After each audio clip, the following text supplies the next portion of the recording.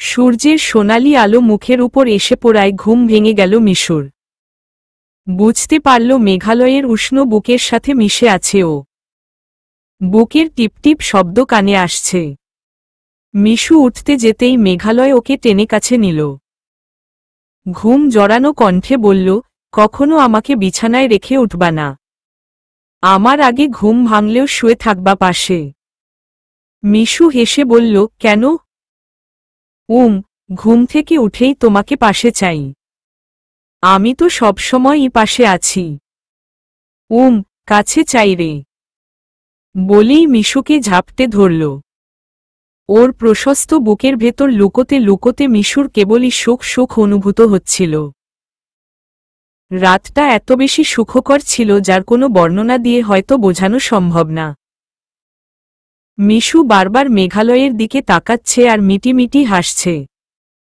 গত রাতে মেঘালয় এক অন্যরকম পৃথিবীর সন্ধান দিয়েছে ওকে। ঘুরিয়ে এনেছে ভালোবাসার সুখের এক অন্যরকম রাজ্য থেকে, যে রাজ্যে শুধু সুখ আর সুখ।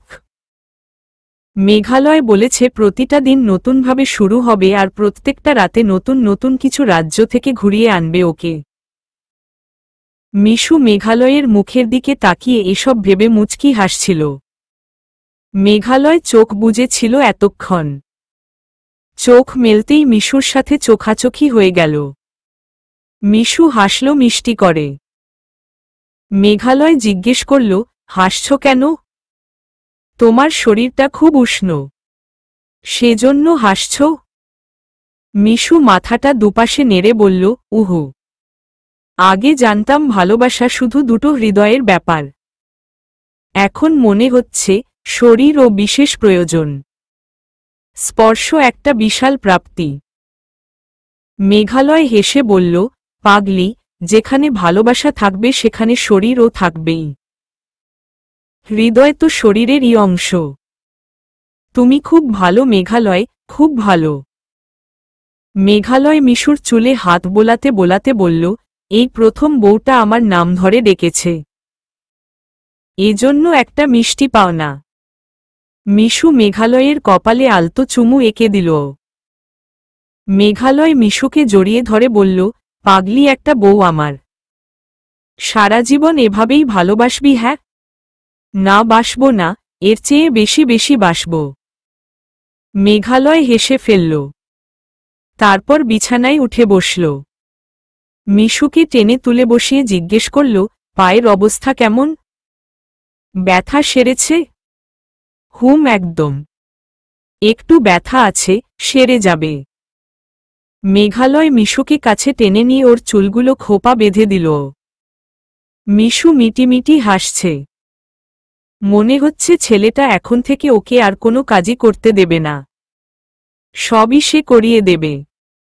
এত সুখ কি কপালে সইবে? বড্ড ভয় হয় যে। মেঘালয় চুলগুলো খোপা বেঁধে দিতে দিতে বলল, একটা গল্প আছে তোমার চুলের, পড়ে শোনাব। মিশু অবাক হয়ে বলল, আমার চুলের গল্প মানে? এক্ষুনি শোনাও না। না, পড়ে শোনাব বউসোনা। এখন ওঠো, ফ্রেশ হবা। মেঘালয় বিছানা ছেড়ে নামল। মিশুকে কোলে নিয়ে বাথরুমে এসে কোল থেকে নামিয়ে দিল। ব্রাশে টুথপেস্ট লাগিয়ে মিশুর হাতে দিয়ে বলল, নাও ব্রাশ করো। মিশু অবাক হয়ে বলল, এটা কার ব্রাশ? তোমার। নতুন ব্রাশ কিনে এনেছি কাল। মিশুর বিস্ময় আরও বেড়ে গেল। ও বিস্ময় লুকাতে পারল না। অবাক হয়ে বলল, সামান্য একটা ব্রাশের কথাও তোমার মনে থাকে? ছোট ছোট জিনিসগুলোকেও তুমি খুব গুরুত্ব দাও। মেঘালয় দেয়ালে হেলান দিয়ে দাঁড়িয়ে মিশুর দিকে তাকিয়ে বলল, কাল যখন ঘুমাচ্ছিলে তোমার কি কি জিনিস লাগবে সব লিস্ট করে পূর্বকে মেসেজ করে পাঠিয়েছিলাম। ওই নিয়ে এসেছে। তুমি তো ঘুমাচ্ছিলে, আমি বসে বসে এসবই ভাবছিলাম।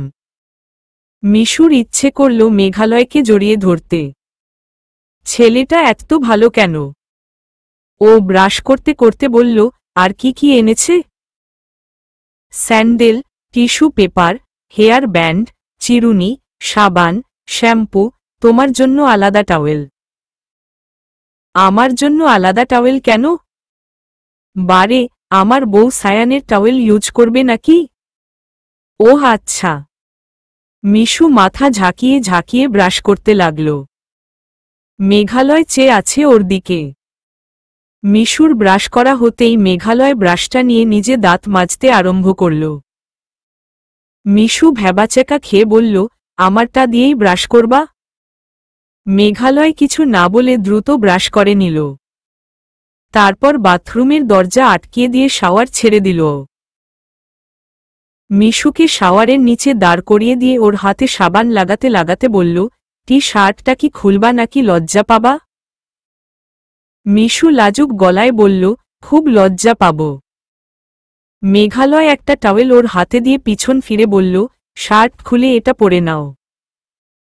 কেন? তোমার উজ্জ্বল শ্যামলা গায়ের ময়লা সাফ করার দায়িত্ব নিয়েছি না? বলেই হো হো করে হেসে উঠল। মিশু লজ্জা পেয়ে বলল, কি খারাপ? টাওয়েল পরে নিয়ে মেঘালকে ফিরতে বলল। মেঘালয় ওর দিকে ফিরে একবার আপাদমস্তক তাকাল। মিষ্টি করে হাসি দিয়ে মিশুর গায়ে সাবান লাগাতে শুরু করল। ভালোমতো শ্যাম্পুও করে দিল চুলে। মিশু হাসতে হাসতে বলল, আমি আমার জীবনে কখনো এত ভালোমতো গোসলই করিনি বোধহয়।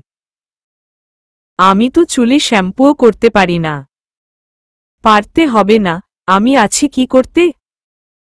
মিশুর শ্যাম্পু করা হয়ে গেলে ওকে শাওয়ারের নিচে দাঁড় করিয়ে দিয়ে নিজে শ্যাম্পু করতে লাগল। মিশু ফ্যালফ্যাল করে চেয়ে আছে মেঘালয়ের দিকে। মেঘালয়ের উন্মুক্ত বুকে ঘন লোমগুলো ভিজতে দেখে বুকের ভেতরটা কেমন কেমন যেন করছে। হাঁ করে সেদিকে চেয়ে রইল অনেকক্ষণ। মেঘালয়ের গোসল শেষ করতে মাত্র 2.5 মিনিট সময় লাগল। মিশু একদম অবাক। একটা ছেলে এত তাড়াতাড়ি কিভাবে গোসল করতে পারে? মেঘালয় প্যান্ট বদলে টাওয়েল পরে নিল। তারপর মিশুকে কোলে নিয়ে রুমে এলো। মিশু মেঘালয়ের ভেজা পায়ের দিকে চেয়ে আছে হাঁ করে। এত সুন্দর কারো পা হতে পারে? পা ভিজে লোমগুলো পায়ের সাথে আটকে আছে। দারুণ রকমের সুন্দর লাগছে। একদম খেয়ে ফেলতে ইচ্ছে করছে। মেঘালয় লাগেজ খুলে একটা শাড়ি বের করে বিছানার উপর রাখল। মিশুর দিকে তাকিয়ে দেখল ভেজা চুল দিয়ে টপটপ করে পানি পড়ছে। কেমন যেন ঘোর ঘোর লাগছে ওর। ভেজা চুলে মিশুর চেহারাটাই বদলে গেছে একদম। স্নিগ্ধতা ছেয়ে গেছে চেহারায়। মেঘালয় অনেকক্ষণ তাকিয়ে থেকে হাসল। তারপর গভীর আবেশে ঠোঁটে চুমু খেল একটা। শাড়িটা মিশুকে পরিয়ে দিয়ে তোয়ালে দিয়ে ওর চুলগুলো পেঁচিয়ে মাথার উপরে তুলে দিয়ে বলল, ভেজা চুল কিছুক্ষণ এভাবে পেঁচিয়ে রাখবা তোয়ালে দিয়ে। কেন? এটা চুলের জন্য উপকারী। আর ভুলেও কখনো ভেজা চুল আঁচড়াবা না। মনে থাকবে? হুম থাকবে। মেঘালয় মিশুকে বিছানায় বসিয়ে দিয়ে কাজল নিয়ে ওর হাতে দিয়ে বলল, জাস্ট কাজল, আর একটা ছোট্ট কালো টিপ। ওকে? ওকে। কখনো মেকআপ করবা না, যখন লাগবে আমিই বলবো। ওকে? ওকে। মেঘালয় নিজে গিয়ে আয়নার সামনে দাঁড়িয়ে বডি স্প্রে করল। মিশু চেয়ে চেয়ে দেখছে। মিশুর শাড়ির কালারের সাথে ম্যাচিং করে একটা টি শার্ট ও জিন্স পরল। এখন বেশ দেখাচ্ছে মেঘালয়কে। ভেজা চুলগুলো আছড়ে নিল। তারপর দুবার মুখটা ভালোমতো দেখে বলল, দাড়ি বড় হয়ে গেছে। মিশু বলল, ওটাতেই তোমাকে সুন্দর লাগছে। ক্লিন সেভে ছেলেদের ছিলা মুরগির মতো লাগে। মেঘালয় মিশুর দিকে তাকিয়ে বলল, কি বললা? কি মুরগি? মিশু ফিক করে হেসে ফেলল, সরি, কিছু বলিনি। তোমাকে না এখন বিপজ্জনক রকমের হ্যান্ডসাম লাগছে। খেয়ে ফেলতে ইচ্ছে করছে? হ্যাঁ। মেঘালয় হেসে উঠল। তারপর মিশুর সামনে এসে বসল। মিশুর মাথা থেকে টাওয়েল খুলে নিয়ে চুলগুলো ঠিক করে দিল। তারপর বলল, নাস্তা তো করতে হবে। কিন্তু তোমাকে এখন যে পরিমাণ সুন্দর লাগছে, চাই না আমার বন্ধুরা আমার মিষ্টি বউটাকে দেখুক। তোমাকে শুধু আমি দেখব। বলেই এগিয়ে এসে মিশুর মাথার পিছনে হাত দিয়ে এগিয়ে এসে ঠোঁট দুটো আরেকবার স্পর্শ করল। তারপর উঠে দাঁড়িয়ে মিশুর হাত ধরে বলল, আসো, হাঁটতে পারবা তো? হুম, পারব। মেঘালয়ের হাত ধরে মিশু ড্রয়িং রুমে এলো। খাবার টেবিলে তিন বন্ধু নাস্তা নিয়ে বসে আছে ওদের জন্য। ওদেরকে একসাথে দেখে ওরা একবার মুগ্ধ হল। দুটিকে সত্যিই বেশ মানিয়েছে। শাড়িতে মিশুকে বেশ বড় বড় লাগছে। মনে হচ্ছে মেয়েটা হুট করেই অনেক বড় হয়ে গেছে। পূর্ব বলল, গুড মর্নিং ভাবি। মিশুও হেসে গুড মর্নিং জানাল। মিশু বসামাত্র ওরা নাস্তা খেতে আরম্ভ করল। মেঘালয় বলল, আমাদের জন্য বসে আছিস কেন? তোরা খেয়ে নিতি। অতটাও স্বার্থপর ভাবিস না আমাদের। তোদেরকে রেখে খেয়ে নিব? মিশু হাসল। মেঘালয়ের বন্ধুরাও অনেক ভালো। কত হেল্পফুল, দায়িত্ববান, আর অনেক দুষ্টও। নাস্তা খেতে খেতে আরাফ বলল, মেঘালয় একটা অফার আছে তোদের জন্য। তুই অ্যাকসেপ্ট করবি কিনা তোর ব্যাপার। তবে করতে পারিস। বলে ফেল। আরাফ বলল, আব্বু একটা চা বাগানের ব্যাপারে কথা বলছে তো, রাতে ফোন দিয়ে আমাকে দেখে আসতে বলল। আমিও বললাম, ফ্রেন্ড সার্কেল নিয়ে গিয়ে 2 দিন ঘুরে আসি। আব্বু হোটেলে 2 রুম বুকিংয়ের টাকা দিয়েছে। আমরা ভাবছি, প্রথম দিন হোটেলে থাকব আর দ্বিতীয় দিন চা বাগানের বাংলোয়। শীত প্রায় এসে গেছে, চা বাগানের ভিতরে তোর মধুচন্দ্রিমা দারুণ কাটবে। আগামী 2 দিনের মধ্যেই আবার পূর্ণিমা আছে। মেঘালয় একবার মিশুর দিকে তাকিয়ে বলল, যাবা? মিশু আনন্দে লাফিয়ে উঠে বলল, সত্যি। আমি কখনো চা বাগানে যাইনি। মজা হবে অনেক। কিন্তু তুমি না বললা সাজেকে যাবা? সাজেকে গেলে অনেক খরচ হবে, এমনিতেও অনেক খরচা হলো। আবার সিলেট যাব? না থাক। মেঘালয় একটু ঝুঁকে এসে বলল, খরচ নিয়ে তোমাকে ভাবতে হবে না। যেতে চাও কিনা সেটা বলো। মিশু চুপ করে রইল। মেঘালয় বেশ বুঝতে পারছে সে যেতে কি পরিমাণ আগ্রহী। মেয়েটা নেভারল্যান্ডে গিয়েই যে খুশি হয়েছিল, একবার ওকে ডাউকির মেঘালয় দেখিয়ে আনতে হবে। বিছানাকান্দির শীতল জলে একবার ডুব দিলই সুখে মরে যেতে চাইবে। রাতারগুল দেখলে তো বোধহয় বিস্ময় কথাই বলতে পারবে না। এসব ভেবে মেঘালয় হাসল। মিশু বলল, হাসছ কেন? এমনি। আমরা তাহলে কবে যাচ্ছি? আরাফ বলল, কালকে সকালে বের হই। সায়ান খাবার চিবোতে চিবোতে জিজ্ঞেস করল, আজকে রাতে বের হলে কি হয়? দূর ব্যাটা, রাত্রে জার্নি করে গিয়ে সারাদিন ভাবি ঘুমাবে নাকি ঘুরবে? তাছাড়া ওদের নতুন বিয়ে হইছে, বিয়ের পরের প্রত্যেকটা রাত অনেক দামি, চাই না সেটা গাড়িতে নষ্ট হোক। মেঘালয় হাসতে হাসতে বলল, না, আজকে রাতেই বের হব। 3 দিনের মধ্যেই ফিরে আসতে হবে রে। আমার আবার প্রোগ্রাম আছে টিএসসিতে। ওরা একটু ভেবে বলল, আচ্ছা ঠিক আছে। তবে তাই হোক। আজকে রাতেই যাচ্ছি আমরা। গাড়ি কারটা নেব? মেঘালয় বলল, আমার টাই নিস। তেল ভরবে পূর্ব। পূর্ব লাফিয়ে উঠে বলল, আমি কেন? থাকার দায়িত্ব আরাফের, গাড়ি আমার, তেল তোর। আর খাওয়া? খাওয়া সায়ানের। সায়ান চেঁচিয়ে উঠল, সবচেয়ে বেশি খরচ হয় খাওয়া দাওয়ায়। সেটাই আমার। মেঘালয় হাসতে হাসতে বলল, আমাদের সদ্য বিয়ে হইছে ভাই। আমাদের জন্য তোদের একটু ছাড় দেয়া উচিত না বল? নতুন সংসার পাততে চলেছি। সায়ান মুখ কাচুমাচু করে বলল, অগত্যা কি আর করার? বন্ধু মানুষ, ভাবি আছে তো কিছু বললাম না। হাসাহাসি করতে করতে ওরা নাস্তা করার পর্ব শেষ করল। রৌদ্রময়ীকে নাস্তা এনে দিয়ে নিখিল বলল, এখন যাবি কোথায়? জানি না রে। নিখিল একটু কি যেন ভাবল। তারপর বলল, 2 দিন এখানে থাক, তারপর দেখা যাবে। রোদ বেশ অবাক হয়ে গেল। নিখিলের বুকের ভেতর কেমন দহন চলছে সেটা ও বেশ ভালো করেই জানে। বুঝতে পারছে সবই। ছেলেটার চেহারা একরাতেই কেমন করুণ হয়ে গেছে, তবুও কত সুন্দরভাবে বলছে থেকে যেতে। নিখিল বলল, কি ভাবছিস? খেয়ে নে। তুই খেয়েছিস? আমি খাবো না, রুচি নেই খাওয়ার। রোদ জানে নিখিল কেন খেতে চাইছে না।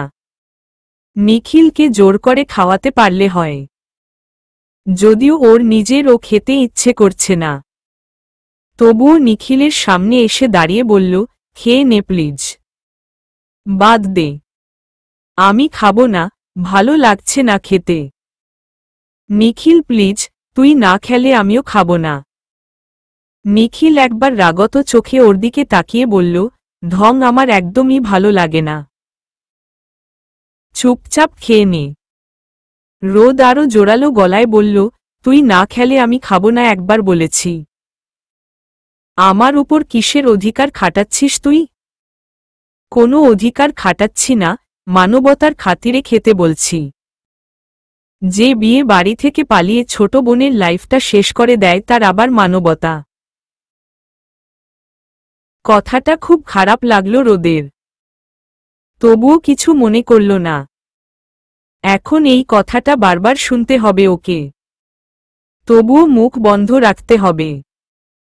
এখন কিছুতেই মুখ খোলা যাবে না, কিছুদিন যাক, তারপর নিখিলকে সব বলে দিবে ও। নিখিল দেখল রোদ ঠায় দাঁড়িয়ে আছে, তার মানে এই মেয়ে খাবে না। প্রচুর জেদি একটা মেয়ে। কি যেন ভেবে নিখিল নিজেও এক প্লেট খাবার নিয়ে এসে ওর পাশে বসে খেতে শুরু করল। ওর খাওয়া দেখে রোদ হেসে খেতে শুরু করল। খাওয়া দাওয়া শেষ করে দুই বন্ধু মিলে টুকটাক কথাকাটি আর ঝগড়াও হল। অনেক কিছু নিয়ে যুক্তি তর্কও হল। নিখিল বারবার করে শুনতে চাইছে কেন বাড়ি থেকে পালালো রোদ, কিন্তু রোদ কিছুতেই সেটা বলতে চাইছে না। কটা দিন সময় নিয়ে তারপর বলবে বলছে। বাধ্য হয়েই আশা ছেড়ে দিয়ে ঘর থেকে বেরিয়ে গেল নিখিল। রোদ একাই বসে রইল বিছানার উপর। এখানে কয়টা দিন আপাতত নিশ্চিন্তে থাকা যাবে, তারপর ঢাকায় চলে গেলে ভালো হবে। কিন্তু কি করবে সে গিয়ে? চাকরি পেতেও তো সময় লাগে, সুযোগ লাগে। বসে বসে এসব চিন্তা করতে লাগল। ৩৫। নাস্তার পর্ব শেষ করেই মেঘালয় মিশুকে নিয়ে বাইরে যাওয়ার উদ্দেশ্যে বেরিয়ে পড়ল। ওর বন্ধুরাও ব্যাগ গুছানোর জন্য যে যার বাড়িতে চলে গেল। বিকেল অবধি ঘুমিয়ে সবাই সন্ধ্যায় চলে আসবে ব্যাগ নিয়ে। কিন্তু মেঘালয় মিশুকে নিয়ে কোথায় যাচ্ছে এটা কাউকেই জানাল না, এমনকি মিশুকে জানাল না। মিশু খুব কৌতূহলী হয়ে উঠছে। মেঘালয় নিজেই গাড়ি ড্রাইভ করছে আর ও পাশে বসে আছে। গাড়ি এসে থামল একটা চমৎকার বাড়ির সামনে। মেঘালয় গাড়ির দরজা খুলে মিশুকে নামতে বলল। গাড়ি থেকে নেমে অনেকক্ষণ মিশু চেয়ে রইল বাড়িটার দিকে। ডিজাইন, রং, গ্লাস সব মিলিয়ে অন্যরকম সুন্দর একটা বাড়ি। এটা আবার কার বাড়িতে নিয়ে এলো মেঘ? বাড়িটার সৌন্দর্য দেখেই তো মিশু নির্বাক হয়ে যাচ্ছে, মুগ্ধতা চেপে রাখতে পারছে না। মেঘালয় ওর হাত ধরে বাড়ির প্রধান দরজায় আসল। দরজায় এসে চাবি দিয়ে লক খুলে ভেতরে প্রবেশ করল। পুরো বাড়ির সৌন্দর্য চোখে পড়ার মতো। সাজসজ্জা অনেক আকর্ষণীয়, কিন্তু বাড়িটা কার কিছুতেই বুঝতে পারছে না মিশু। মেঘালয়ের বাড়ি তো মোহাম্মদপুরে, আর মিশু নিজেই ওর বাড়ি চেনে। একদিন ওর বাড়ির সামনে দিয়েই বাইকে করে মেঘালয় মিশুকে বাসায় পৌঁছে দিয়ে এসেছে। তাহলে এটা আবার কার বাড়ি? মিশু দুবার জিজ্ঞেস করল মেঘালয়কে। কিন্তু মেঘালয় কোনো উত্তর দিলও না। মিশুকে কোলে তুলে নিয়ে একটা রুমে এসে দরজা আটকিয়ে দিল। মিশুকে বিছানার উপর বসিয়ে দিতেই অনেক দূর নিচে তলিয়ে গেল। অবাক হয়ে বলল, এত সফট বিছানা। মেঘালয় ঝাঁপিয়ে পড়ল মিশুর উপর। অনেকক্ষণ ধরে দুজনের খুনসুটি চলতে লাগল। একে অপরকে বালিশ দিয়ে মারামারি করছে, একটা বালিশের তুলো ইতিমধ্যে পুরো ঘরে ছড়িয়ে ছিটিয়ে গেছে। বালিশের তুলো উড়িয়ে মারামারি করতে এত ভালো লাগে আগে জানত না মিশু। ও তুলাগুলো দুহাতে তুলে মেঘালয়ের মাথার উপর দিয়ে দিল। মেঘালয়ের মাথা, চুল, মুখ, শার্ট সব তুলা দিয়ে একাকার হয়ে গেছে। মিশু এগিয়ে এসে মেঘালয়ের কলার টেনে ধরে ওকে কাছে নিয়ে বলল, এটা কার বাড়ি বলছো না যে? বাড়ির লোকজন সবাই কোথায়? ওহো, দাঁড়াও একটা ফোন করে আসি। মেঘালয় বাইরে গিয়ে ফোনে কার সাথে যেন কথা বলছে। কি এমন কথা যা মিশুর সামনে বলা যায় না। কৌতূহল চেপে গেল মিশু। মেঘালয় এসে বলল, বাইরে যাব। মিশুর জানতে ইচ্ছে করছে কোথায় যাবে কিন্তু জিজ্ঞেস করতে পারল না। মেঘালয় আলমারি খুলে একটা টি শার্ট আর ট্রাউজার এনে দিয়ে বলল, পরে নাও দ্রুত। এগুলো তো তোমার মনে হচ্ছে। আমি কেন পরব? উফফ, পরো তো তাড়াতাড়ি। মিশু থতমত খেয়ে গেছে। গেঞ্জিটা গায়ে দিয়ে দেখল অনেক ঢোলা ঢোলা লাগছে। আর প্যান্টটা হচ্ছে না কিছুতেই। সেটা পরে খুবই হাস্যকর দেখাচ্ছে মিশুকে। মিশু মুখটা কাচুমাচু করে বলল, কিরকম বাজে দেখাচ্ছে। ছি, তুমি কেন পরতে দিল এটা? মেঘালয় মিশুকে দেখে হেসেই খুন। মেঘালয়ের গেঞ্জির ভিতর ঢুকে যাওয়ার মতো অবস্থা ওর, এত বেশি ঢোলা আর লম্বা। প্যান্ট পরে আরও হাস্যকর লাগছে। মিশু মুখটা বিকৃত করছে দেখে মেঘালয় হো হো করে হাসছে। মেঘালয় বলল, খারাপ লাগছে? রাগ লাগছে? তাহলে খুলে ফেলে দাও। খালি গায়ে আসো। ছি। মিশুর মুখ দেখে আবারও হেসে উঠল মেঘালয়। তারপর ওকে কোলে তুলে নিয়ে হাঁটতে শুরু করল। মিশুকে বলল, চোখ বন্ধ করে রাখো। একদম খুলবা না। মিশু দুহাতে চোখ চেপে ধরে আছে। খুব হাসি পাচ্ছে, রাগও হচ্ছে। এইটি শার্ট পরা অবস্থায় কারো সাথে দেখা হয়ে গেলে সে নির্ঘাত হাসবে। বলবে মেঘালয়ের বউটা খুব বাজে দেখতে। এসব ভেবে ভেবে মন খারাপ হয়ে যাচ্ছে মিশুর। কিন্তু মেঘালয় কি করতে চাইছে সেটা এখনো বুঝতে পারছে না। মেঘালয় মিশুকে কোল থেকে নামিয়ে দিয়ে বলল, এবার চোখ খোলো। মিশু চোখ খোলা মাত্রই বিস্ময় ওর চোখ বড় বড় হয়ে গেল। Swimming pool. একদম নীল রঙের পানি, তরঙ্গ খেলা করছে উপরে, চারিদিকে সবুজ গাছপালায় ঘেরা। উফফ, এত সুন্দর কেন? মিশু খুশিতে মেঘালয়ের হাত চেপে ধরে বলল, পুল। আমি জীবনেও কখনো এরকম পুল সামনাসামনি দেখিওনি। এত সুন্দর সুইমিং পুল কিভাবে হয়? ন্যাচারাল লাগছে, চারদিকে এত ঘন গাছ। মেঘালয় মিশুকে বুকে টেনে নিয়ে বলল, বউ নিয়ে রোমাঞ্চ করব তো, সেজন্য এত ঘন করে গাছ লাগানো হয়েছে। তুমি খুব খারাপ। বাজে বাজে, খুব বাজে একটা লোক। মেঘালয় হাসতে হাসতে 2 পা পিছিয়ে গেল।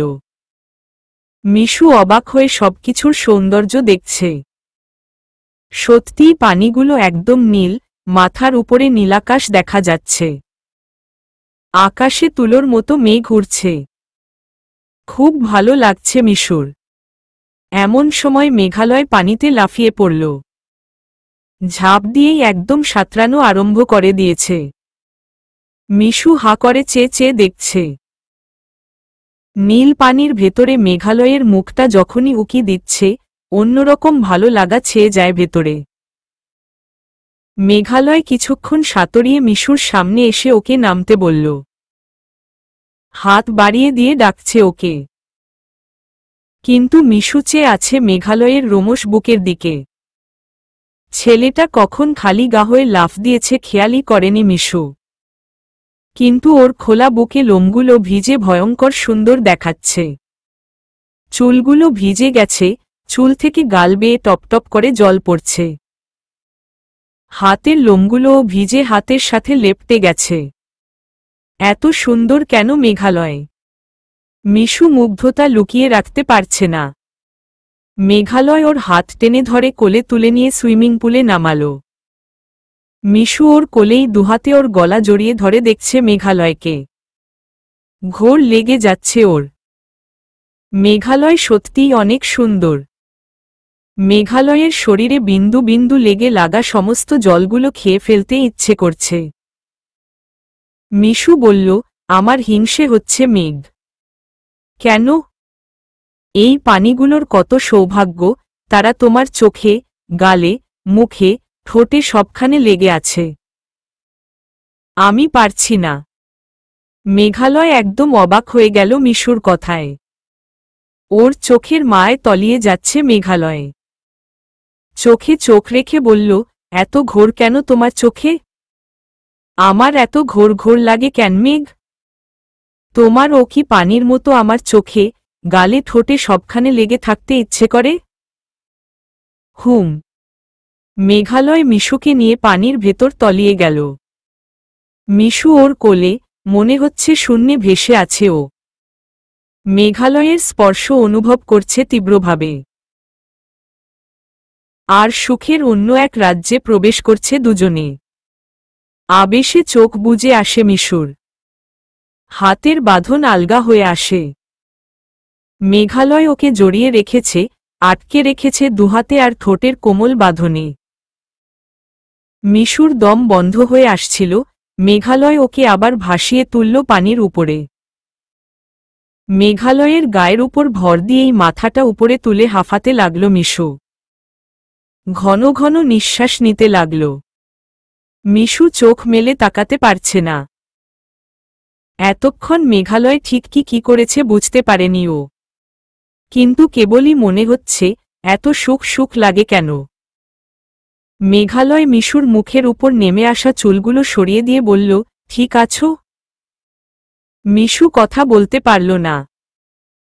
মেঘালয় তীরে এনে ওকে পুলের শানের সাথে ঠেস দিয়ে দাঁড় করিয়ে দিয়ে মিশুর দুই পা নিজের দুই কাঁধের উপর তুলে নিল। মেঘালয়ের কাঁধের উপর পা তুলে দিয়ে দুহাতে ওকে হালকা করে ধরে রইল মিশু। মাথাটা ভেসে আছে পানির উপরে। মিশু চোখ মেলে আকাশের দিকে তাকিয়ে সাদা মেঘের উড়ে যাওয়ার দৃশ্য দেখছে আর প্রাণভরে নিঃশ্বাস নিচ্ছে।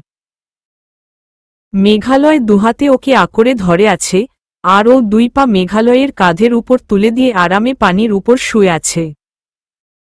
স্বাভাবিক হওয়ার পর মেঘালয় বলল, কেমন লাগছে মেঘবতী? মিশু এগিয়ে এসে মেঘালয়কে জড়িয়ে ধরে ওর রোমশ বুকে নাক ডুবিয়ে বলল, আগে জানতাম দম বন্ধ হয়ে আসলে মানুষের কষ্ট হয়। কিন্তু দম বন্ধ হয়ে আসার অনুভূতিটাও সুখের হতে পারে এটা আজ প্রথম জানলাম। এত সুখ সুখ লাগে কেন মেঘ? মেঘালয় শক্ত করে মিশুকে জড়িয়ে ধরে রইল। মিশুকে পিঠের উপর নিয়ে পুরো পুল সাঁতরিয়ে আসলো একবার। মিশু পুরোপুরি স্বাভাবিক হওয়ার পর আবারও ওকে নিয়ে জলের ভেতর ডুব দিল মেঘালয়ে। মিশু সমস্ত শরীর ছেড়ে দিয়ে আলগা হয়ে পুরো ভরটাই মেঘালয়ের উপর দিয়ে দিয়েছে। মেঘালয় ওর কোমল দেহটাকে নতুন নতুনভাবে আবিষ্কার করতে শুরু করে দিয়েছে। মিশুর কেবলই মনে হচ্ছে সে স্বপ্নের রাজ্যে ভাসছে। এভাবে কতক্ষণ চলে গেল কেউই বলতে পারে না। মেঘালয় মিশুকে কোলে নিয়ে যখন তীরের দিকে আসলো তখন ও মিশুর চোখ বন্ধ। মেঘালয় মিশুর মুখটা এক হাতে ধরে বলল, মিশু, আমি কি অন্যায় করে ফেলেছি? মিশু মেঘালয়কে ঝাপটে ধরে বলল, আমি কিন্তু তোমাকে ছাড়া থাকতে পারবো না বলে দিচ্ছি। তুমি আমাকে ফেলে কখনো মুহূর্তের জন্যও দূরে যাবে না। মেঘালয় হেসে ওর চুলে হাত বুলিয়ে দিল।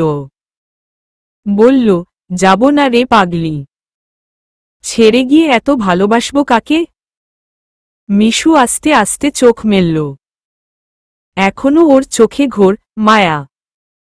ওর চোখের দিকে তাকালেই তো খুন হয়ে যাওয়ার মতো অবস্থা হয় মেঘালয়ের। মিশু একা উঠতে পারল না। মেঘালয় টেনে তুলল ওকে। তারপর আবারও ওকে কোলে নিয়ে বাসার ভিতরে গিয়ে ঢুকল। বাথরুমে মিশুকে ঢুকিয়ে দিয়ে একটা তোয়ালে দিয়ে দিল। মিশু ফ্রেশ হয়ে বাইরে এসে দেখে মেঘালয় একটা ব্ল্যাক শার্ট ও প্যান্ট পরে বডি স্প্রে দিয়ে একদম জেন্টলম্যান সেজে বসে আছে। কে বলবে এই ছেলেটা একটু আগে কি পরিমাণ ভালোবাসার অত্যাচার চালিয়েছে ওর উপর। মিশু এসে বিছানার উপর বসতেই অনেক দূর তলিয়ে গেল। এত সফট বিছানায় কিভাবে কেউ ঘুমায় ভাবতে পারে না ও। মেঘালয় একটা শাড়ি ও ব্লাউজ এনে দিয়ে বলল, এটা পরে নাও। মিশু অবাক হয়ে বলল, কোথায় পেলে এটা? কার শাড়ি? মেঘালয় প্রশ্নের জবাব না দিয়ে ওকে যত্ন করে শাড়ি পরিয়ে দিল। মিশু আয়নার সামনে দাঁড়িয়ে হালকা সাজুগুজু করে নিল। ব্লাউজটা একদম ফিট হয়ে গেছে। ও বারবার জানতে চাইছে এটা কার বাড়ি? বাড়িতে কোনো লোকজন নেই কেন? মেঘালয় কোনো প্রশ্নের উত্তরই দিল না, শুধু হাসল। মিশু সাজুগুজু করে সোফার উপর বসে রইল চুপ করে। মেঘালয় আলমারি খুলে কি যেন দেখছে। বিছানার উপরে অনেকগুলো টাকা রাখল। মিশু হা করে চেয়ে আছে সেদিকে। মেঘালয় একটা রুমালের মতো মাফলার জাতীয় কিছু গলায় বেঁধে বলল, দাগগুলো দেখা যাচ্ছে? না। মেঘালয় একটা স্বস্তির নিঃশ্বাস ফেলল। এমন সময় দরজায় কলিং বেল বেজে উঠল। মেঘালয় মিশুকে রুমেই বসতে বলে দরজা খুলতে চলে গেল। মিশু একাই বসে রইল চুপচাপ। রুমটা অনেক সুন্দর, শুভ্রতা ছেয়ে আছে পুরো রুমে। কার বাড়ি এটা কিছুতেই বুঝতে পারছে না ও। মেঘালয় এসে মিশুর হাত ধরে ওকে বসার ঘরে নিয়ে আসল। বসার ঘরে একজন মধ্যবয়স্ক লোক ও মহিলা দাঁড়িয়ে আছেন। ওনারা এইমাত্র অফিস থেকে ফিরলেন সেটা দেখেই বোঝা যাচ্ছে। মেঘালয় মিশুকে দেখিয়ে দিয়ে বলল, তোমাদের পুত্রবধূ। মিশুর চোখ কপালে উঠে গেল কথাটা শুনে। তার মানে এনারা মেঘালয়ের বাবা মা। আর এত বিশাল আর সুন্দর বাড়িটা মেঘালয়ের নিজের। অবিশ্বাস্য লাগছে সবকিছু। মেঘালয় তো বলেছিল এখনই বাসায় বিয়ের কথা জানাবেই না। তাছাড়া এটা কিভাবে ওর বাড়ি হতে পারে? সবকিছু কেমন যেন গুলিয়ে যাচ্ছে। মেঘালয় বলল, ইনি হচ্ছেন আকাশ আহমেদ, আমার একমাত্র বাবা, আর ইনি হচ্ছে মিসেস আহমেদ, আমার গর্ভধারিণী মা। বলেই বাবা মায়ের মাঝখানে গিয়ে দাঁড়াল। তারপর বলল, আর আমি হচ্ছি তাদের একমাত্র ছেলে, মেঘালয় আহমেদ। মিশু মেঘালয়ের বাবা মায়ের দিকে তাকিয়ে হাসল। মেঘালয়ের মা অবাক হয়ে একবার মিশুর দিকে তাকাচ্ছেন আরেকবার তাকাচ্ছেন ওনার স্বামীর দিকে। মেঘ কি বলছে কিছুই মাথায় ঢুকছে না। উনি মেঘালয়ের দিকে তাকিয়ে অবাক হয়ে জিজ্ঞেস করলেন, তুই বিয়ে করে ফেলেছিস? সত্যি বিয়ে করেছিস? আমাদের না জানিয়ে? মেঘালয় হেসে জবাব দিল, আম্মু, তোমার জন্য এই পুতুলটাকে পছন্দ করে এনেছি। দেখো তো ভালো লাগে কিনা। তোমার ভালো লাগলে তবেই না বিয়ে পর্যন্ত আগাবো, তাই না? কি করে ভাবলে তোমাদের না জানিয়ে বিয়ে করে ফেলব? আম্মু মেঘালয়ের কান টেনে ধরে বললেন, পাজি ছেলেটা। এভাবে বললে ভয় লাগে না? এই মেয়েটাকে দেখার জন্যই রোজ রোজ সুপার শপে যাওয়া হতো, তাই না? আম্মু, কানটা ছাড়ো, লাগছে তো। লাগুক, সুপার শপে এত সুন্দর পুতুল পাওয়া যায় আমার তো জানা ছিল না। মিশু হাসল। মেঘালয় কত সুন্দর সবকিছু সামাল দিল। এখন যদি মিশুকে ওনাদের পছন্দ হয় তাহলে তো বিয়ের ব্যবস্থা ওনারাই করবেন। মিশু তো ভয় পেয়ে গিয়েছিল। যদি বিয়ের কথাটা সরাসরি বলতো তাহলে মা অনেক কষ্ট পাবেন, সেটা ওনাকে দেখেই বোঝা যাচ্ছে। তখন ওনাদের আচরণ এরকম নাও হতে পারত। ওর বাবা মিশুকে কাছে টেনে নিয়ে সোফায় বসে পড়লেন। মিশুকে জিজ্ঞেস করলেন, নাম কি তোমার মা? মিশু মণি। দেখতেও খুকি খুকি, নামটাও খুকি খুকি। মেঘালয় বলল, আব্বু ওর স্বভাব আচরণ সবই বাচ্চা স্বভাবের। ছেলেমানুষী ভাবটা এখনো যায়নি। মিশু লজ্জা পেল খুব। মেঘালয় মাকে ঝাপটে ধরে বলল, আমি কি তোমাকে না জানিয়ে বিয়ে করতে পারি বলো? আমি তো জানি, আমি বিয়ে করতে চাইলে তুমি নিজেই বিয়ে পড়িয়ে দিবে। মা ওকে জড়িয়ে ধরে বললেন, হুম আমার লক্ষ্মী ছেলেটা। বউ তো পছন্দ হয়েছে, এবার তবে বিয়ের আয়োজন করি।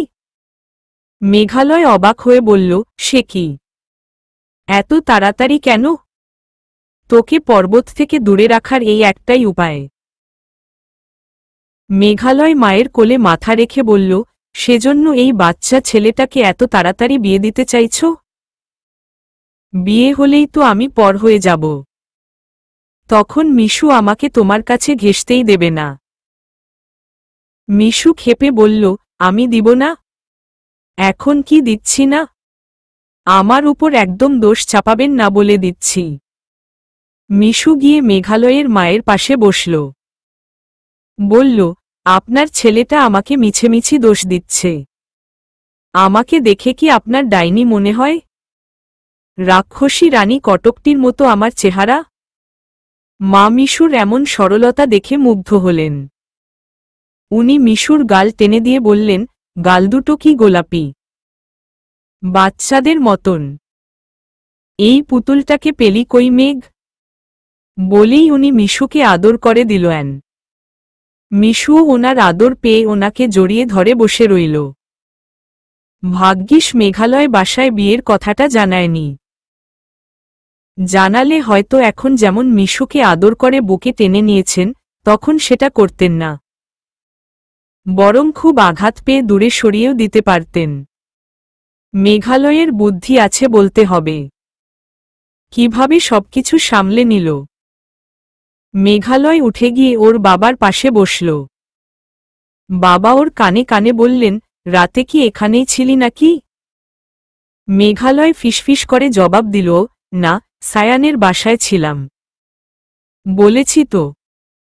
বাবা আবারও ফিসফিস করে বললেন, আমাদেরকে হুট করেই এখানে আসতে বললি তাই ভাবলাম, হয়তো ওকে নিয়ে এখানেই থাকিস। তা, বিয়ে টিয়ে করে ফেলিসনি তো? ধুর আব্বু, কি যে বলো না। বিয়ে ছাড়াই একসাথে থাকিস? কিভাবে সম্ভব? মেঘালয় অবাক হয়ে বলল, মানে? একসাথে থাকব কেন? বাবা ফিসফিস করে বললেন, গলায় দাগ দেখতে পাচ্ছি। মাফলার সরে গিয়ে কামড়ের দাগ উকিয়ে দিচ্ছে। মেঘালয় কাশি দিয়ে উঠল। গলার মাফলারটা ঠিক করে কাশতেই লাগল। বাবার হাতে ধরা খেয়ে গেল একদম। কি লজ্জার ব্যাপার! লজ্জায় মাথা তুলতে পারল না ও। বাবার কানে কানে বলল, একটু আধটু তো এমন হয়ই আব্বু। বোঝো না? হা হা হা, সবই বুঝি।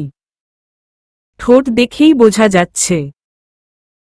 মেঘালয়ের ইচ্ছে করল লজ্জায় এক ছুটে বাড়ি থেকে বেরিয়ে পালিয়ে যায়। বাবার সাথে সবসময়ই ও খুব ফ্রি। তাই বলে এভাবে লজ্জায় পড়তে হবে ভাবেনি কখনো। বাবা বললেন, লিভ টুগেদারের চিন্তা ভাবনা ভুলেও করিস না। বিয়ের ইচ্ছে হলে বলিস। মেয়ে পছন্দ হয়েছে খুব, আমাদের এনাফ সেবা যত্ন করতে পারবে। অনেক ভালো একটা মেয়ে। মেঘালয় বাবার কানে কানে বলল, তোমাদের সেবা যত্ন করতে পারলেই হলো? আমার পারবে কিনা সেটাও দেখতে হবে তো। বাবা মেঘালয়ের মাথায় একটা চাটি মেরে বললেন, আপনার চেহারায় যে পরিমাণ আলো ঝিকমিক করছে, তাতে আমাদের কিছু বুঝতে বাকি নেই।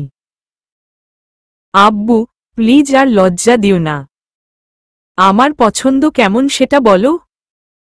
তোর পছন্দের উপর আমার 16 আনা নির্ভরতা আছে। যেটা খাঁটি তুই সেটাই নিবি আমি জানি। তবে ভেবেছিলাম মেকআপ আর লিপস্টিক মাখা কোনো হাই লেভেলের মডার্ন মেয়েকে দেখব, কিন্তু এ তো দেখছি একেবারে ন্যাচারাল বাঙালি মেয়ে। আমার পছন্দ বাবা। এতক্ষণ দুই বাবা ছেলে ফিসফিস করে কথা বলছিল। মিশু আর ওর মায়ের মধ্যে ইতিমধ্যে ভাব জমে গেছে।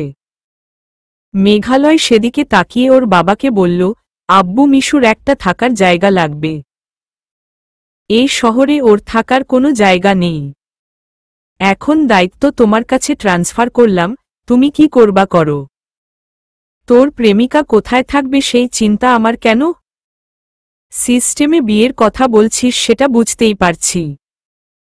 বলেই বাবা হেসে উঠলেন। মেঘালয় ও হাসতে হাসতে বলল, আব্বু, খুব মজা নিচ্ছ? সিরিয়াসলি শোনো, আমরা তো কেউ এ বাড়িতে থাকি না। আমাদের এখানে আসতে আরও মাস 6 দেরি হবে। এতদিন ও এখানেই থাকুক না। বাবা একটু কি যেন ভাবলেন। তারপর বললেন, থাকতে পারে, কিন্তু একা একা এখানে কিভাবে থাকবে? ওর ফ্যামিলি কোথায়? কেউ নেই ওর। এখন আমি আর তোমরাই ওর সব। ও আচ্ছা, তাহলে এখানেই থাকুক। একটা কাজের লোকের ব্যবস্থা করে দিস, সে দেখাশোনা করবে। মেঘালয় বাবাকে জড়িয়ে ধরে বলল, উফ আব্বু, ভালোবাসি তোমাকে। আম্মুকে বুঝিয়ে বলো ব্যাপারটা। সে না হয় বলবো। এখন লাঞ্চ করব কি বাইরে? নাকি খাবার নিয়ে আসবি? বাইরে লাঞ্চ করব। লাঞ্চ করে আমরা একটু বের হব। আর আজকে রাতে আমাদের ফ্রেন্ড সার্কেল মিলে সিলেট যাচ্ছি। কয়েকটা দিন থেকে আসব, তুমি একটু সবকিছু সামলে নিও আব্বু প্লিজ। বাবা আবারও মেঘালয়ের কানের কাছে এসে বললেন, বন্ধু বান্ধব মিলে যাচ্ছ? নাকি হানিমুনে যাচ্ছ? মেঘালয় ক্ষেপে গিয়ে বলল, খুব মজা নিচ্ছ। দেখো, নিরীহ পেয়ে আমার সাথে এভাবে মজা নিবা না। নিরীহ? হা হা হা। বাবা হাসতে লাগলেন। মেঘালয় ও হাসছে মুখ টিপে। এদিকে মিশু আর মা কি সব ব্যাপার নিয়ে যেন আলাপ করছে। হয়তো মিশুর ফ্যামিলি আর পড়াশোনা এসব ব্যাপারে জিজ্ঞেস করছেন। মেঘালয় স্বস্তির নিঃশ্বাস ফেলল। বাবা মায়ের উপর ওর ভরসা ছিল যে তারা ওর পছন্দকে গুরুত্ব দিবেন। আর নিজের উপর এতটুকু ভরসা ছিল যে সবকিছু ঠান্ডা মাথায় সামলাতে পারবে। মিশুকে যে কেউ পছন্দ করবে সেটার জন্য ওর প্রতি 16 আনা ভরসা করা যায়। সবাইকে খুব দ্রুত আপন করে নিতে পারে ও। ফাইনালি বাসার ঝামেলাটা মিটে গেল কোনো রকম জটিলতা ছাড়াই। উফ অফ। বাবা উঠে করিডোর দিয়ে হাঁটতে হাঁটতে অন্যদিকে গেলেন। আম্মুকেও সাথে নিয়ে গেলেন।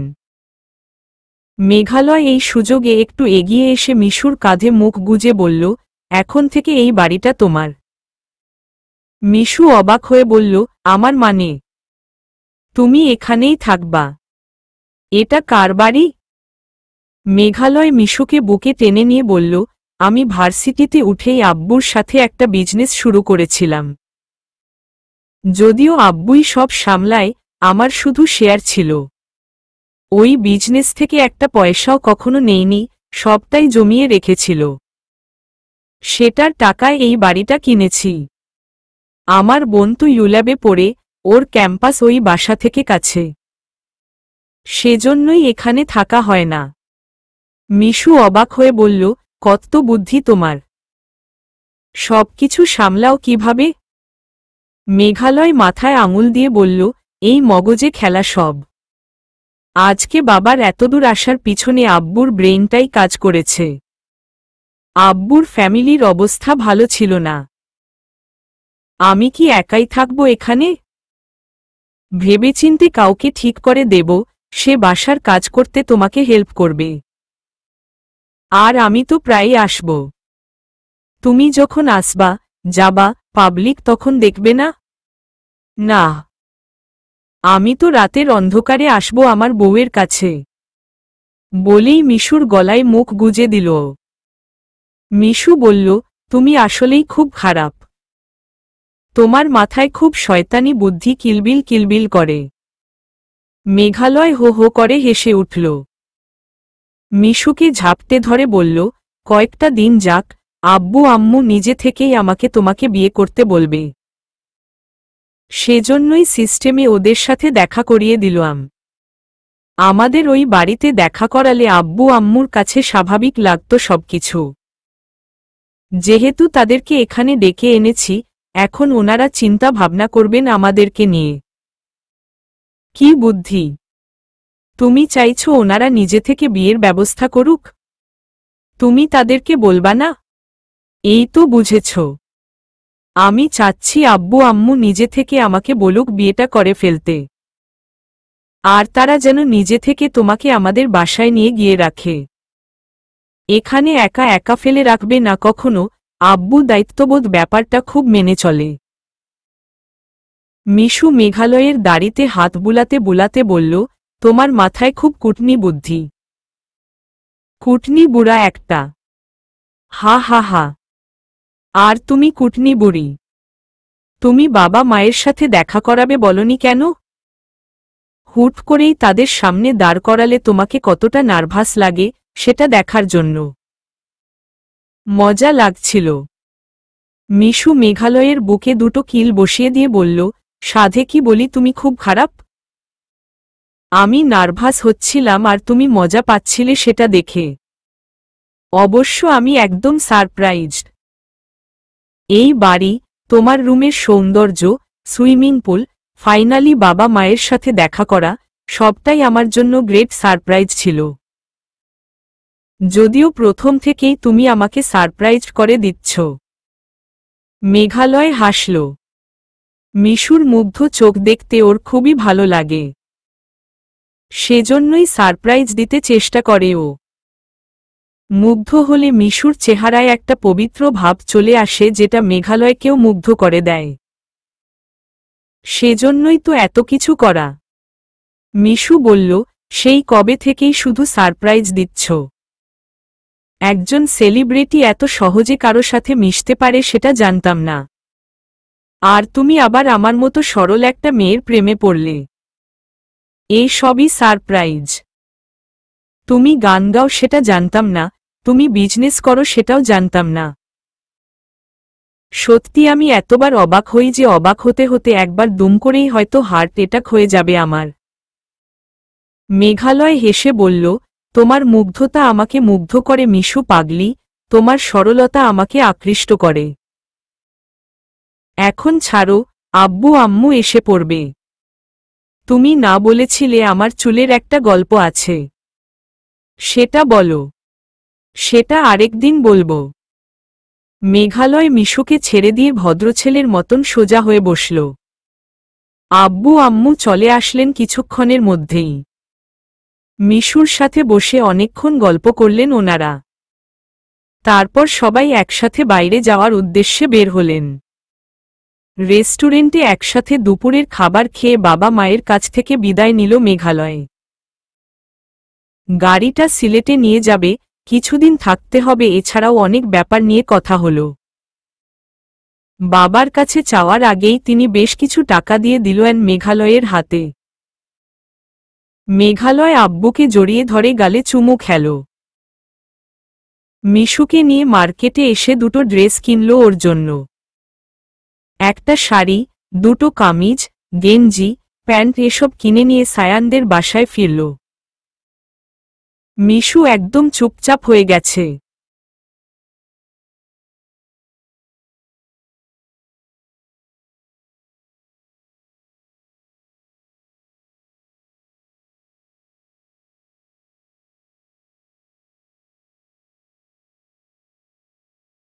ওর এখন চিন্তা হচ্ছে মেঘালয়কে নিয়ে। ছেলেটাকে যত সময় যাচ্ছে ততই ওর রহস্যময় লাগছে।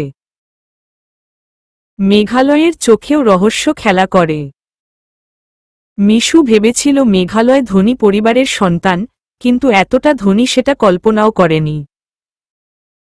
এত কিছু থাকার পরও সে নেভারল্যান্ডে যাওয়ার সময় সিএনজিতে কেন নিয়ে গেল? তার নিজেরই তো গাড়ি আছে। সবসময় পলওয়েল কার্নেশনের মতো শপিং কমপ্লেক্সে সে কেনাকাটা করে, বড় বড় মার্কেটগুলোতেও দেখি সবাই ওকে চেনে। সে কেনই বা মিশুর শপে রোজ রোজ গিয়ে হাজির হতো? মাঝরাতে স্টেশনে হাঁটাহাঁটি করা, দুম করেই ট্রেনে গিয়ে ওঠা, এগুলো তো বাচ্চাদের কাজ। মেঘালয় কেন এসব করে? রহস্য রহস্য। ছেলেটাকে এখন বড্ড রহস্যজনক লাগছে। মিশু গালে হাত দিয়ে ভাবছে মেঘালয়কে নিয়ে। যে বাড়িতে নিয়ে গেল সেটা তো ফাঁকাই ছিল, তবুও সায়ানদের বাসায় বিয়ে পড়ালো। এত এত প্রশ্ন মিশুর মাথায় জড়ো হচ্ছে, যার কুলকিনারা কিছুই খুঁজে পাচ্ছে না ও। মেঘালয় গুনগুন করে গান গাইছে। ওর কণ্ঠে কিছু একটা মিশে আছে, শুনলেই ভেতরটা কেঁপে যায়। গান শুনে মিশুর আরও কষ্ট হচ্ছে। মিশুকে আনমনা হয়ে ভাবতে দেখে মেঘালয় গান থামিয়ে এসে ওর পাশে বসল। চোখের দিকে তাকিয়ে দেখে চোখ ছলছল করছে। মেঘালয় অবাক হয়ে জিজ্ঞেস করল, কি হয়েছে মিশু? মিশু ওর দিকে তাকিয়ে হাসার চেষ্টা করে বলল, কিছু হয়নি তো। তোমাকে আপসেট দেখাচ্ছে কেন? আমাকে কিছুক্ষণ একা থাকতে দাও মেঘ। কেন? কিছু হয়েছে তোমার? আমি একা থাকতে চাইছি। যাও এখান থেকে। মেঘালয় বেশ অবাক হয়ে গেল। মিশুকে কখনো এমন দেখায়নি, আর এই রকম কথাও কখনো ও বলে না। ওর রীতিমতো চিন্তা শুরু হয়ে গেল মিশুর জন্য। খুব খারাপ লাগলো, তবুও কিছু জিজ্ঞেস করল না। রুম থেকে বেরিয়ে গেল। মিশুর খুব কান্না পাচ্ছে হঠাৎ। কেন এরকম লাগছে ও নিজেও জানে না। মেঘালয়ের প্রতি কেমন যেন সন্দেহ হচ্ছে ওর। এই সন্দেহটুকু ও করতে চায় না। ভেতরে কেমন যেন আজেবাজে চিন্তা আসছে, নানান প্রশ্ন ঘুরপাক খাচ্ছে মাথায়।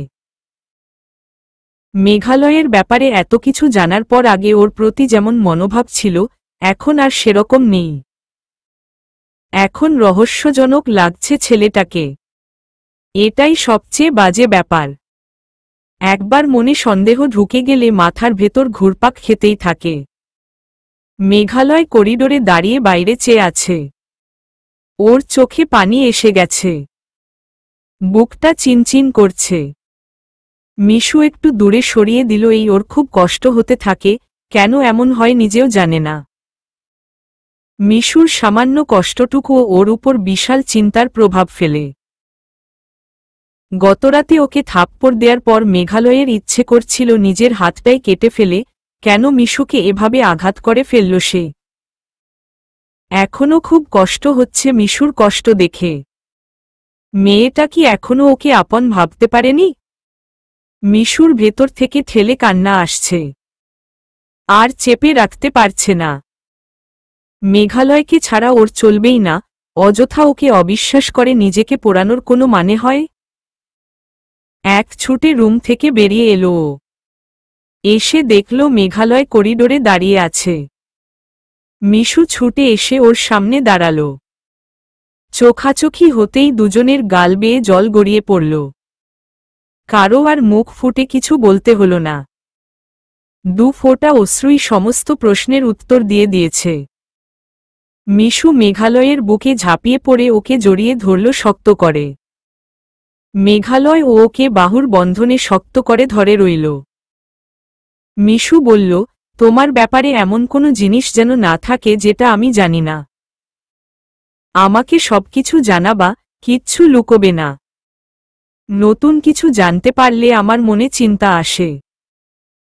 আর তুমিও আমার উপর যত রাগী আসুক, কখনো আমাকে এক মুহূর্তের জন্য দূরে চলে যেতে বলবা না। সব সময় আমি তোমার পাশে থাকতে চাই। তুমি কষ্ট পেলে আমারও কষ্ট হয় মিশু। দুজন দুজনকে জড়িয়ে ধরে কিছুক্ষণ কাঁদল।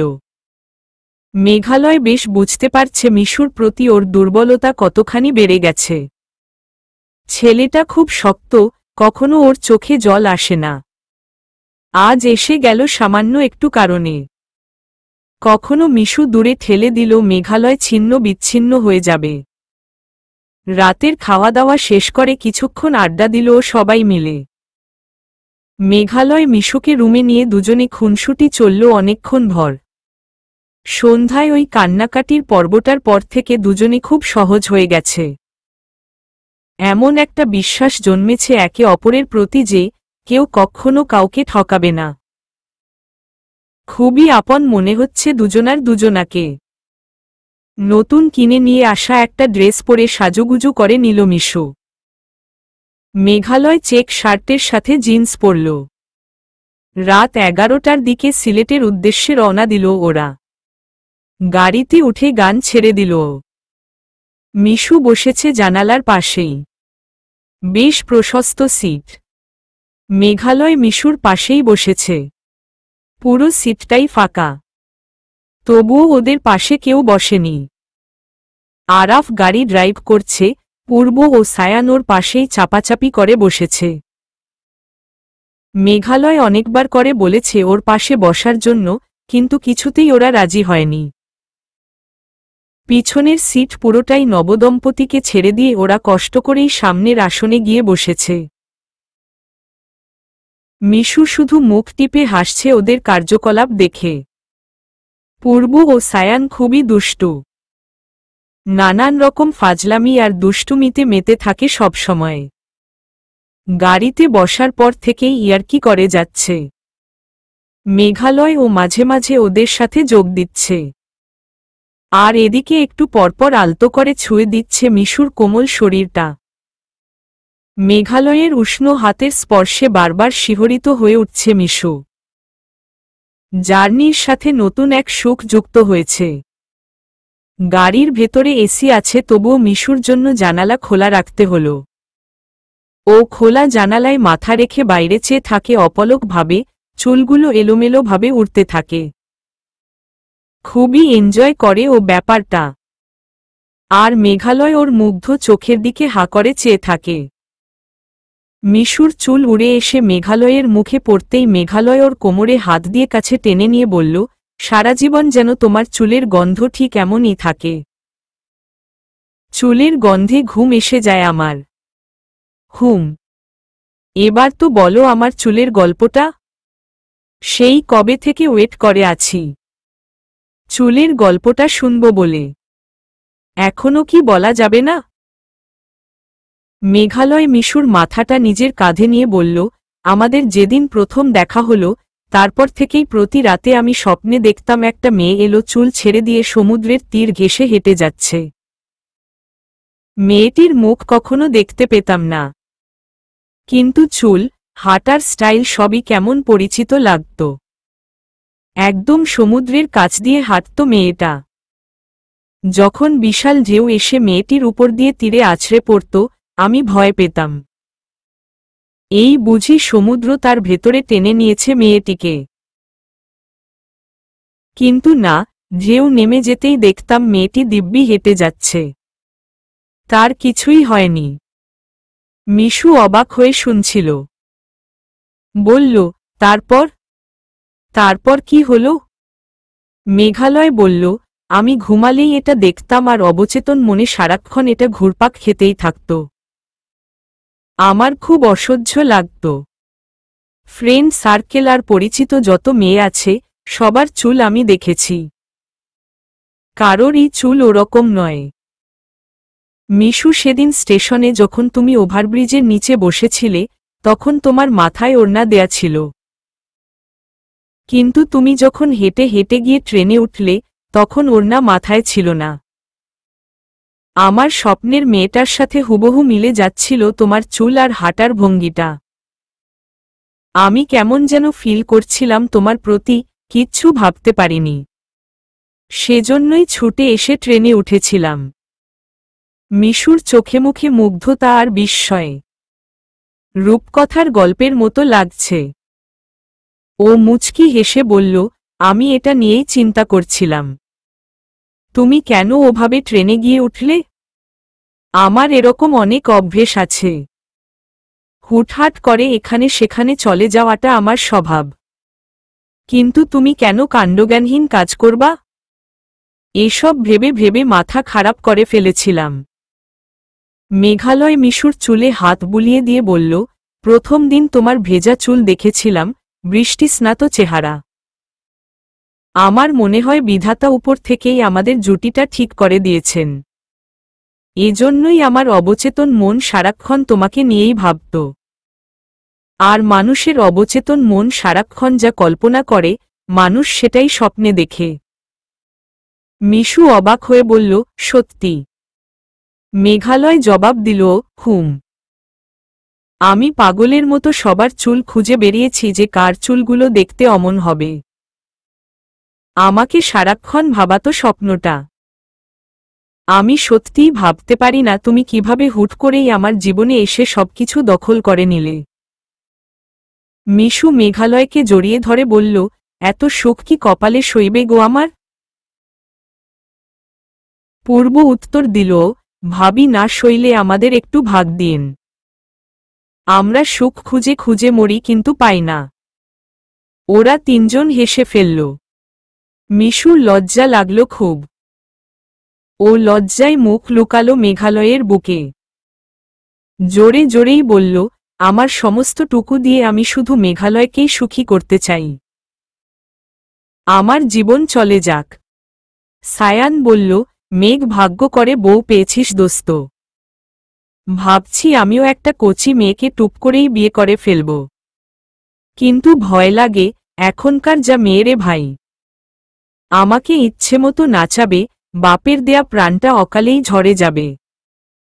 মেঘালয় হেসে বলল, মনের মতো একজন সঙ্গিনী পেলে লাইফটা যে কি পরিমাণ সুখের লাগে দোস্ত।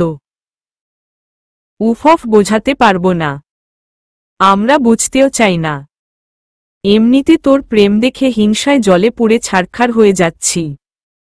আর কিছু বলিস না ভাই।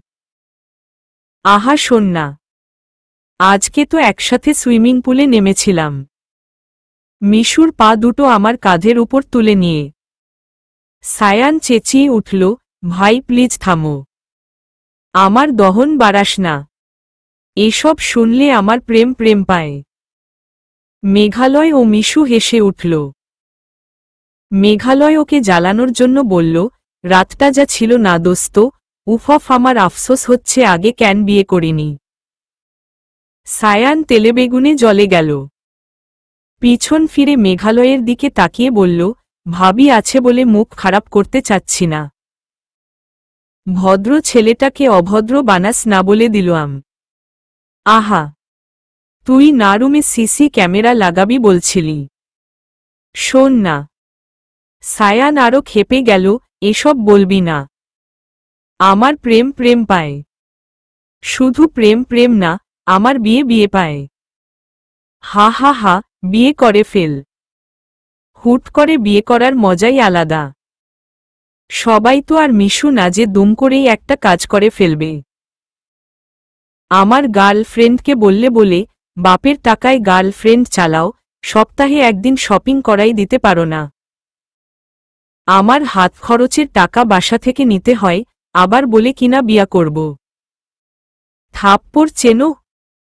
গাড়ি শুদ্ধ সবাই শব্দ করে হেসে উঠল। পূর্ব বলল, তার হাত খরচের টাকা বাসা থেকে নেবে না তো কি তোর কাছ থেকে নেবে?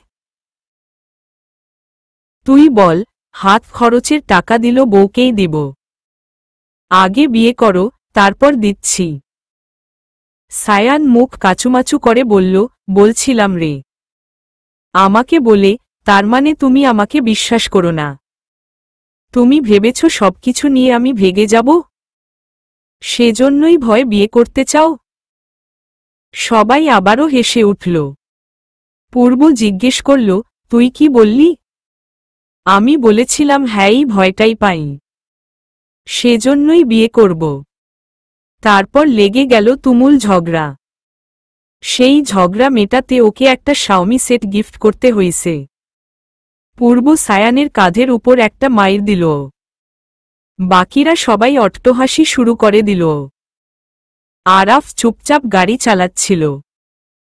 ও এবারে মুখ খুলল, দোস্ত, তোদের রিলেশন মাত্র 2.5 মাসের। এর মধ্যে কি কি দিছিস?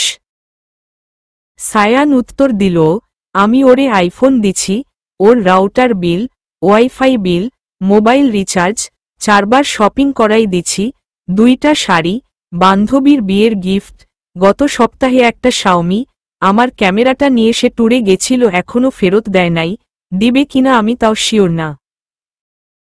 আর ট্যুরে গেছিল ফ্রেন্ড সার্কেল মিলে, সেই টাকাটাও আমি দিছি। ওরে এতবার বলছি আমার সাথে ট্যুরে যাওয়ার জন্য, সে যাবে না। নিজের বেলায় 16 আনা আদায় করে, আর আমার বেলায় 2 আনা। একটা চুমু অবধি দিতে দেয় না, 3 ঘন্টা গাল ফুলিয়ে বসে থাকার পর একটা চুমু নিতে হয়। সবাই এত জোরে হেসে উঠল যে আরাফ গাড়ি চালাতেই পারল না। ও গাড়িতে ব্রেক কষল। সায়ানের এই খবরগুলো ওরা জানত না। ওরা শুধু জানত সায়ান মেয়েটাকে আইফোন গিফট করেছে।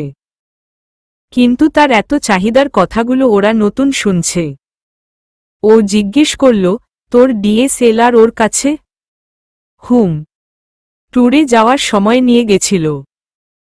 ওর বাসা কোথায় যেন? কেন? গাড়ি ঘুরাচ্ছি, ওর বাসার সামনে ওরে বল ক্যামেরা নিয়ে দাঁড়াই থাকতে। বলবি সিলেট ট্যুরে যাচ্ছি, ক্যামেরা লাগবে। আমি পারবো না। টাকা কি বানের জলে ভেসে আসছে? বাপের কাছে কান্নাকাটি করে ক্যামেরা কিনে নিয়ে গ্রিডি ফার্মারের কাছে ফেলে রাখছে। আমি গাড়ি ঘুরাচ্ছি, অ্যাড্রেস বল। অনেক রাত হইছে, এখন ওরে ডিস্টার্ব করব না, থাক। তুই যদি ক্যামেরা না নিস, তোরে গাড়ি থেকে লাথি দিয়া ফালাই দিব। মিশু মেঘালয়ের কাঁধে হাত রেখে খিলখিল করে হেসে উঠল। ওদের বন্ধুদের কাণ্ডকারখানা দেখে মজা লাগছে ওর। আরাফের রাগ দেখে বাধ্য হয়ে সায়ান ওর প্রেমিকার বাসার ঠিকানা বলে দিল। গাড়ি ঘুরাতে হল না। যেই রোড ধরে যাচ্ছে সে রোডের সামনেই ওর বাসা। বন্ধুদের চাপে পড়ে সায়ান মেয়েটাকে কল দিয়ে বাসার সামনে থাকতে বলল। বোধহয় ফোনে অনেক কথা কাটাকাটিও হল। সায়ান বলল, ক্যামেরা না নিলে গাড়ি থেকে লাথি দিয়ে ফেলে দিবে। সেটা শুনে বোধহয় মেয়েটি ক্ষেপে গেছে। বাসার গেটে এসে 2বার হর্ন দিতেই সে ক্যামেরা হাতে বের হল। মেয়েটি ক্ষেপে আছে সায়ানের উপর। গাড়ির জানালা দিয়ে মিশু মাথা বাড়িয়ে হেসে বলল, আপু আসুন সিলেট যাই। মেয়েটি আরও রেগে গেল।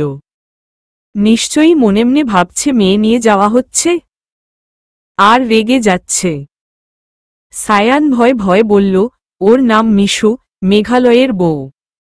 মেয়েটি রাগত অবস্থাতেও হাসার চেষ্টা করল।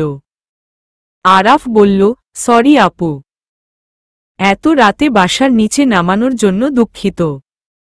ইটস ওকে, ভেতরে এসে বসুন আপনারা। থ্যাঙ্কস আপু, আপনি চলুন আমাদের সাথে সিলেট থেকে ঘুরে আসি। বাসায় ম্যানেজ করতে পারবো না। আপনারা যান। বলেই সে ভেতরে চলে গেল। সায়ানের দিকে একবার তাকালোও না। আরাফ গাড়ি ছেড়ে দিয়ে বলল, ছোটলোকের মতো কাজ করলাম তাই না পূর্ব? মাঝে মাঝে ইচ্ছেকৃত ছোটলোকই করতে হয়। এত রাতে ওকে নিচে নামানোর জন্য মেয়েটি বিরক্ত। এটাই ওদের শেষ দেখা, আর কালকে নিশ্চিত ব্রেকআপ। সায়ান বলল, এটা কি ঠিক করলি তোরা? আরাফ গলা চড়িয়ে বলল, যার এত চাহিদা মেটানোর পরও সেই মেয়ে বলে বাসা থেকে হাত খরচের টাকা কেন নিতে হয়? আর বিয়ে করতে চাইলে করবে না। বিয়ে করে হাজব্যান্ডের কাছে হাত খরচ নিক, তাতে আপত্তি নেই। সে নির্লজ্জের মতো বয়ফ্রেন্ডের কাছে টাকা নিবে, আবার বিয়ে করতে চাইলে থাপ্পড় লাগাবে, সেরকম গার্লফ্রেন্ড পোষার কোনো দরকার নাই। প্রেম করবি ভালো কথা, এত চাহিদা কেন? তুই চাইছিস আমি ওর সাথে ব্রেকআপ করি? হ্যাঁ। এরপর কি হয় দেখ। আমরা বাপের টাকা চলি ভালো কথা। বাসায় মিথ্যে বলে টাকা নিয়ে তাদের চাহিদা মেটাই, আর তারা এভাবে বলবে কোনো সাহসে? আমার গালে থাপ্পড় লাগাতে চাইলে উল্টা থাপ্পড় বসিয়ে দিতাম। আরাফের রাগ দেখে সায়ান আর কথা বাড়াল না। আরাফ খুব রাগী। রেগে গেলে চর থাপ্পড় কিল ঘুষিও বসাতে পারে। তার চেয়ে সে নিশ্চিতে গাড়ি চালাক, সেই ভালো। মিশু বলল, সায়ান ভাইয়া, মন খারাপ করবেন না। সবকিছুর একটা সীমা থাকা দরকার। একটা রিলেশনশিপে যাওয়া মানে এই নয় যে সমস্ত কিছু ছেলেকেই বহন করতে হবে। আমি মেঘালয়ের স্ত্রী হওয়ার পরও ওর কাছে আজকে শপিং করিয়ে নিতে আমার খারাপ লাগছে। আমি কোনো কিছুর জন্য কখনো কারো উপর ডিপেন্ডেন্ট ছিলাম না। ছোট ছোট গিফট দিল সম্পর্ক ভালো থাকে, তাই বলে 2.5 মাসে এত কিছু একটু বেশি হয়ে গেছে। মেঘালয় মিশুর চুলে হাত বুলিয়ে দিয়ে বলল, আমি তো তোমার সমস্ত দায়িত্ব নিজের কাঁধে নিয়েছি মিশু। অন্তত আমার কাছে সংকোচ করো না। আমি তোমার স্বামী। স্বামী বলেই সমস্ত দায়ভার তোমার? আমি মানতে পারব না। আমি নিজেও রোজগার করব যতটুকু পারি। বসে বসে খাওয়া অভ্যেস আমার নেই। যতদিন আমার দেহে কাজ করার সামর্থ্য আছে, আমি করব। বাধা দিতে পারবা না। মেঘালয় মিশুর চুলের উপর একটা চুমু দিয়ে বলল, এজন্যই তোমাকে আমার এত ভালো লাগে। তুমি তথাকথিত মেয়েদের থেকে আলাদা। আমার পাগলিটা। মিশু মেঘালয়ের খোঁচা খোঁচা দাড়ির সাথে নিজের গাল ঘষতে লাগল। ছেলেটাকে ছাড়া কিছুতেই ও বাঁচতে পারবে না। বিধাতা যেন কখনো কোনো অজুহাতে ওদের আলাদা না করেন। চলবে।